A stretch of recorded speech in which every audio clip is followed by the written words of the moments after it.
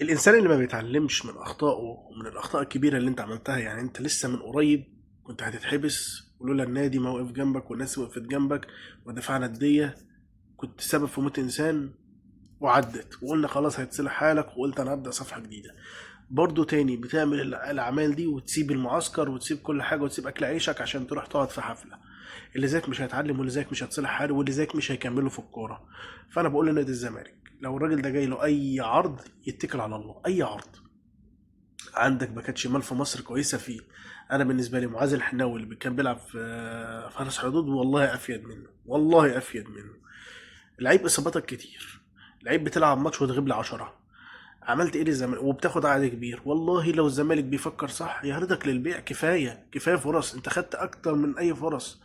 انت يعني عبد الله جمعه كان بيعمل نفس اللي انت بتعمله، يمكن اقل منك. انت عديت، انت خدت فرصك كتيره. انا بالنسبه لي الراجل ده يمشي، يمشي.